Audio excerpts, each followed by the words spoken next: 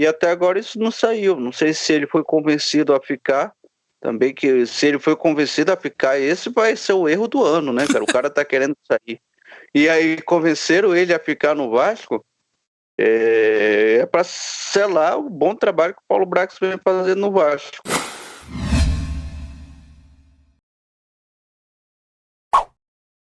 Mas, cara, falando em Cartola brasileiro, Cássio, olha que gancho. Vamos falar de Vasco, porque a situação lá tá complicadíssima, hein? Paulo Brax sendo muito questionado. Luiz Melo também. Estão chamando ele de Luiz Mulambo já, porque estão falando que ele é flamenguista. Ele tá lá, cara. Eu acho que foi buscar ele lá. Ele era CEO do Fla. Ah, entendi. Olha aí. Então, a coisa tá complicada no Vasco. E agora fica essa dúvida. Barbieri fica ou não? O que você tem de informação aí, Cássio? Como é que tá a situação, o cenário no Vasco, que tá recebendo muitos protestos das torcidas esses últimos dias? Mais um agravante, que eu recebi informação, não sei se já é oficial, mas o Jair também vai entrar na justiça contra o Vasco por conta de comissão na contratação que ainda não foram pagas a ele. O Luiz Melo e o Paulo Brax estão sendo questionados principalmente pela montagem desse elenco, o que recai sobre o Paulo Brax. Eu falei disso aqui no sábado, pode ver o videotape lá do jogo Fortaleza e Vasco, que eu não consegui acompanhar todo porque eu estava 100% focado na transmissão de Fla e Cruzeiro, mas parece que lá o time terminou com Galaça, Rodrigo Cocão, Matheus Cocão e Rodrigo no meio campo, cara. Isso não é meio campo de time de Série A, com todo respeito. Isso muito passa pela montagem do elenco pelo seu Paulo Brax. Poderia ter ido atrás de um outro volante, mas preferiu trazer o Andrei. Tem inclusive uma célebre frase dele que ele fala assim: eu vou brigar para trazer o Andrei, nem que seja só por um jogo. Parece que o Andrei levou isso ao pé da letra, né? Foi só por um jogo, só naquele clássico dos milhões lá que o Vasco vence por 2-1, que ele fez uma partidaça.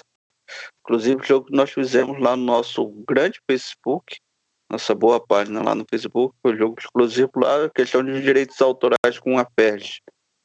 E foi só um jogo mesmo que fez o Andrei, e agora é cedido à Seleção Brasileira Sub-20, junto com o Marlon Gomes, e aí o Jair, que está jogando sozinho nesse meio campo, cansa, sai e tem que colocar esses jogadores aí, porque é o que tem, né? Que nem quando, não sei se já aconteceu com você, Estevão Barros, mas a gente comprava extrato de tomate, aí a nossa mãe dizia pra gente não jogar fora o copo, porque dá para usar depois. Sim. É o copo de extrato de tomate, né? Tá ali no armário, uma hora você vai acabar tendo que usar ele.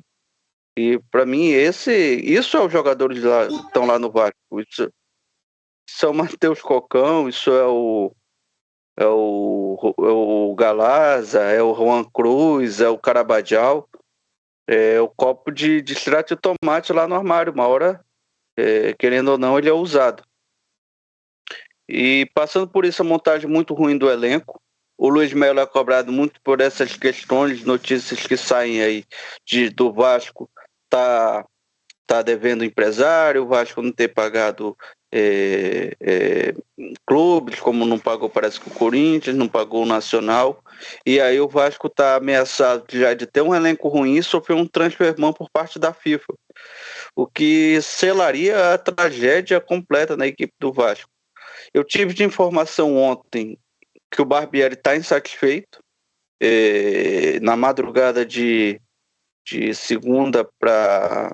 domingo para segunda, ele já teria comunicado a algumas pessoas próximas dele que ele queria deixar o Vasco, aceitaria uma rescisão de contrato amigável, e até agora isso não saiu. Não sei se ele foi convencido a ficar, também que se ele foi convencido a ficar, esse vai ser o erro do ano, né, cara? O cara tá querendo sair. E aí convenceram ele a ficar no Vasco, para selar o bom trabalho que o Paulo Brax vem fazendo no Vasco. Agora, falando campo bola, vai ter a semana toda para treinar. Não sei se isso ajuda, se isso atrapalha. Pedro Raul volta ao time. ganha uma opção no meio campo que é recuar o Alex Teixeira. E o problema é esses jogadores aí, cara, que não adianta também treinar, que alguns aí treinando, não sei, cara, se eles em boa condição já são ruins, imagine treinando a semana toda. Meu Deus do céu. Aí eu tive uma lembrança hoje de manhã que o Paulo Brax, quando trabalhou no América Mineiro, a primeira coisa que ele chegou lá e fez foi demitir o Maurício Barbieri. Segundo ele falou, fui buscar essa reportagem, não tinha dado liga o time com o Maurício Barbieri. Agora, será que ele está vendo liga aí no Vasco com o Maurício Barbieri? É coisa totalmente inexplicável, coisas que só acontecem com o torcedor do Vasco. O torcedor do Vasco, sei lá, não tem mais um momento de sossego, cara. Quando pensa que vai para frente, vem uma SAF que vai colocar as coisas em ordem, acontece tudo isso.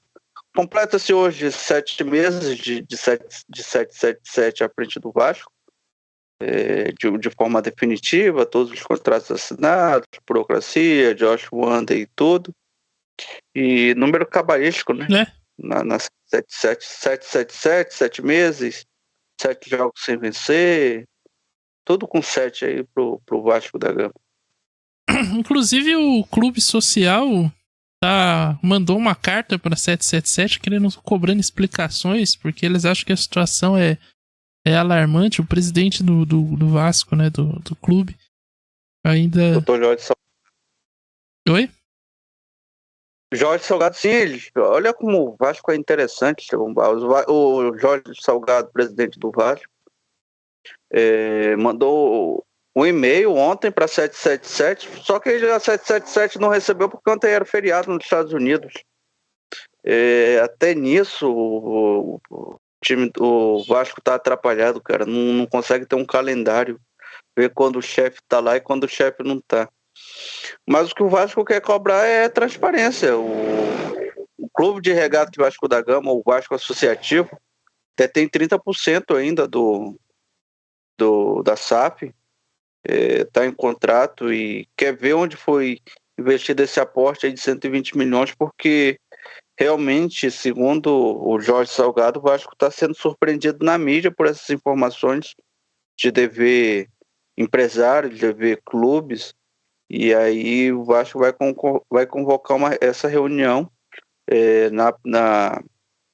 na pessoa ali de sócio minoritário, vai cobrar explicações da 777, quiçá ver se pelo menos já essa altura já respondeu, né, depois do feriado, um dia meio preguiçoso lá, mas parece que o aporte vai, pelo contrato, teria outro aporte aí de 150, 160 milhões agora no mês de setembro, que não adiantaria de nada porque a janela vai se fechar em julho.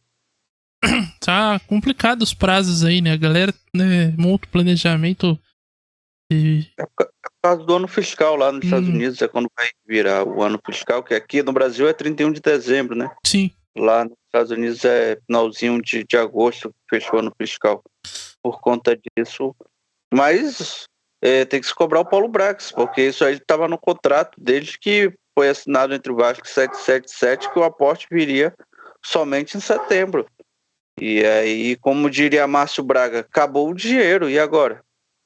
Mas eu entendo o Vasco, porque é uma situação que eu passo muito aqui. Eu sou pobre, e aí quando eu tenho dinheiro, eu torro tudo com besteira, entendeu? E talvez foi isso que o Paulo Brax fez. De repente se viu com uma grande quantia para investir, saiu gastando aí em coisa que não devia, entendeu? Robson Bambu, agora é Juan Cruz, é Caramarral, Matheus Cocão chegou. Então são situações que acontecem mesmo com todo novo rico, viu, Cássio? Não tem problema não. Vê o Botafogo.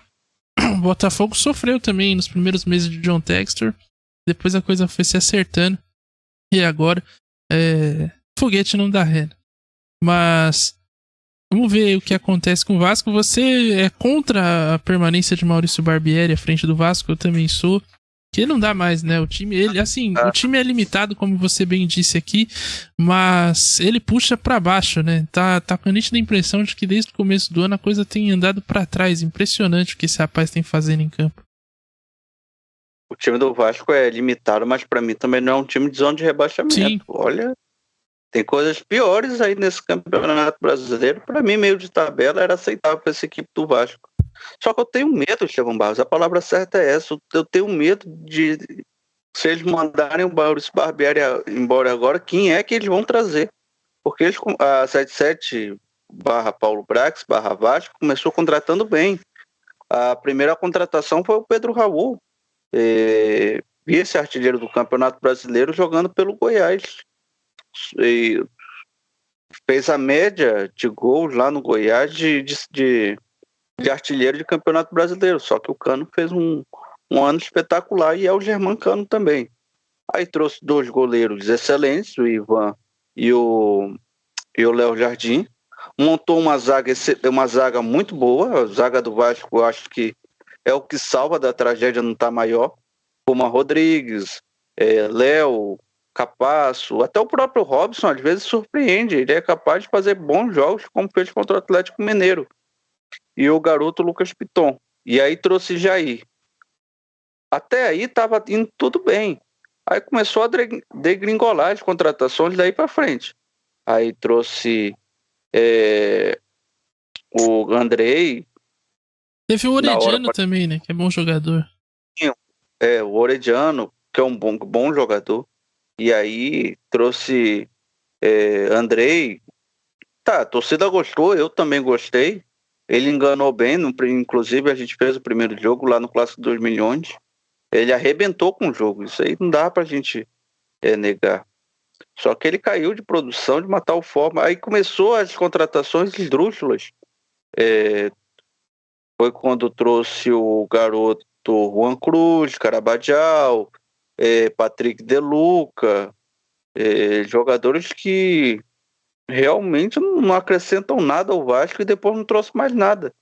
E aí o Vasco é carente hoje de um camisa 10, o Vasco é carente hoje de um jogador rápido pelas pontas, embora tenha um Orediano, mas o Orediano parece que fez algo pro Barbieri que não pode jogar. Ele é tímido.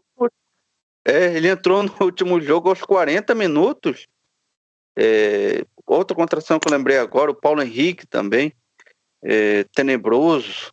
Ele entrou aos 40 minutos, não foi para agredir o Fortaleza não, o Estevão Barros. Ele entrou aos 40 minutos do segundo tempo para cobrir lá o espaço que deixava o Paulo Henrique na subida do Caio Alexandre contra o Fortaleza. Um atacante que tem que entrar para marcar lá no Vasco. Aí fica complicado também a vida do Orediano. Pois é, a situação é muito complicada. Alguns também cobram a saída do Paulo Brax à frente da diretoria.